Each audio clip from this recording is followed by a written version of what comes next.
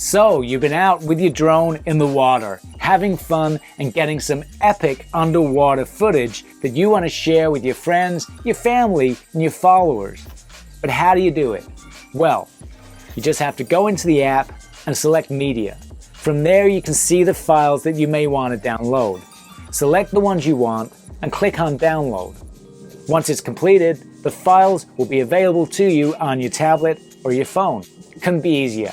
Now, if you want to download the files to your computer, here's what you have to do. First of all, connect to GLADIUS Wi-Fi using the same code 12345678. Hopefully you can remember that.